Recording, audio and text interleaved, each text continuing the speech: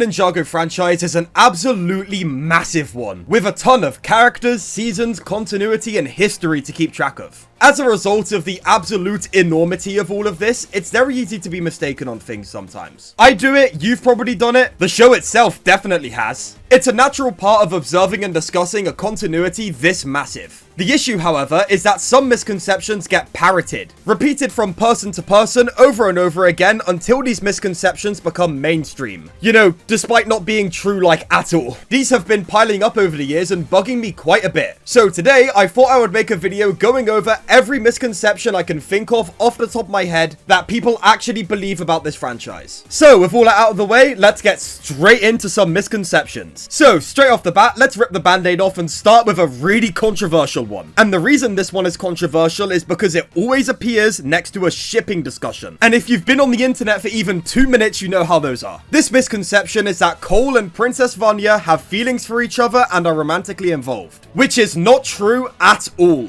And yes, while it is true that they're a man and a woman standing next to each other, which obviously means they're in love, we need to actually step back and take a look at the facts here. In episode 2 of Master of the Mountain, Cole directly tells Lloyd how he feels about Vanya in a romantic context. I don't even like Vanya like that. We just met. Calm down, Lloyd. Now, for most people, this should be where the argument starts and ends. Cole said he's not romantically interested in Vanya at all. But despite Cole having said this, some people still insist on them being a couple. So let's take a look at what Doc Wyatt, the writer of a lot of Cole and Vanya's episodes, had to say about this. I wrote on scripts for some of those Vanya and Cole episodes. They are not a couple. They are friends. Cole isn't interested in her romantically. So Cole himself in the show said he's not interested. One of the people involved in writing Cole and Vanya's dynamic has said there's no romantic spark there. They aren't a couple, guys. Now that we've got that one out of the way, let's move over to our next misconception. That misconception being that the Season 8 ninja design changes happened due to disturbances in time that happened during the previous season. This misconception comes from a scene in Season 8 where Cole and Jay are speculating about the effects of the time disturbances. Someone goes back in time and alters the past. Our reality as we know it would change. We could look totally different and not even know it. But we don't! This scene, understandably, led a lot of Ninjago fans to assuming that the time disturbances in Season 7 were the reason the ninjas' designs changed. And initially, Season 8's production team backed this sentiment up. But later on, the team clarified that this scene was not meant to be taken as an explanation for the changes, but instead as just a little meta joke for the fans. This misconception is definitely grounded a lot more in actual, real information than other ones we'll talk about on this video, but that information is outdated, so we shouldn't really take that with much weight. This would have been a definitely convoluted but cool explanation for the changes, but it was just a meta joke. Next misconception. There are 16 realms. Now, to those who aren't in the know, I am actually gonna sound like a nut here, but just stay with me, okay? A very important piece of Ninjago's lore is the 16 realms. A bunch of seasons center around it. It's like the whole backbone of Dragon's Rising's world building. It's really important. But the name given, the 16 realms, is a bit misleading in a lot of contexts. When people talk about this, they tend to forget the original context in which the phrase 16 realms was used. That being that there are 16 realms that exist in parallel to Ninjago.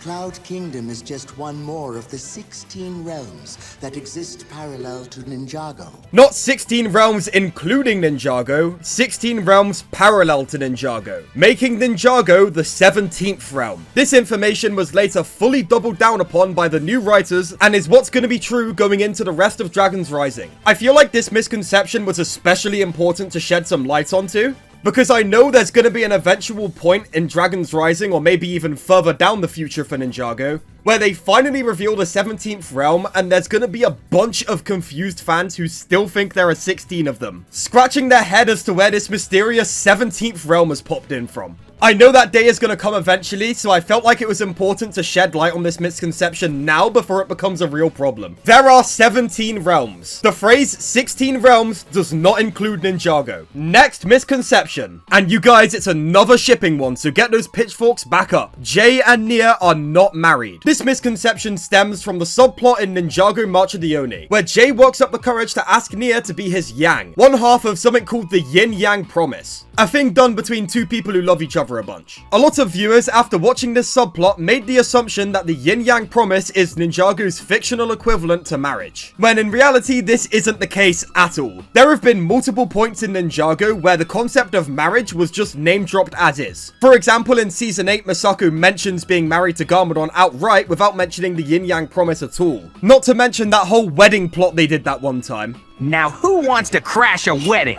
Meaning that the yin-yang promise cannot be Ninjago's equivalent to marriage, as that exists as it does in our real world in Ninjago. Series creator Tommy Andreasen has backed this point up multiple times in his tweets, saying things like it's not marriage, and he didn't ask her to marry him. So you might be asking now, if the yin-yang promise isn't Ninjago's version of marriage, then what is it? Most likely, engagement. Next misconception. Harumi only resurrected Garmadon's evil side, and the good Sensei Garmadon half of him still exists within the departed realm. This to me feels like a what-if scenario that kind of snowballed and turned into a misconception, but this isn't the case. Yes, it's true that Harumi set out to only unleash the worst parts of Garmadon back onto the world, but once Garmadon is actually resurrected, the show goes out of its way to make sure we know that it isn't just the evil parts of him. The evil parts are the strongest and most prominent bits of this new Garmadon, but all of Garmadon was resurrected during the Oni ritual. It's just some parts were made way more prominent whilst others were buried deep down. If that wasn't the case, he would have been able to bring himself to kill Lloyd in Season 9. He wouldn't have embraced creation and helped the ninja in Season 10. And he wouldn't have went even further and tried to outright redeem himself in Season 15. Even Harumi herself acknowledges that the new Garmadon isn't just one half of him. You only resurrected a destructor.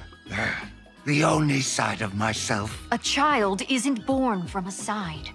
A child encompasses all. The Garmadon that was resurrected in Season 8 was definitely a far cry to the one that died in Season 4, but it's still the same guy. And whilst we're on the topic of Garmadon, here is another misconception. Wu can only control creation, Garmadon can only control destruction. This is a misconception I see floating around a lot, which on paper is kinda cool, but isn't true. Like Harumi said earlier, a child isn't born from a side, but encompasses all. That is a quote that applies very well to this situation. Garmadon and Wu both have the blood of Oni and Dragon flowing through them, and as a result, they can control both creation and destruction. Harumi outright says this in Season 8, and it's the reason why Garmadon is able to use his powers to create the Colossus within that same season. Also, if Garmadon only had access to destruction, then surely Lloyd, his direct offspring, wouldn't have access to creation at all. The final two misconceptions I have today are definitely different, but ones that I think are similar enough to group together. And these two are: Ninjago got rebooted after the movie, and the classic. Ninjago's still going? I thought that ended years ago.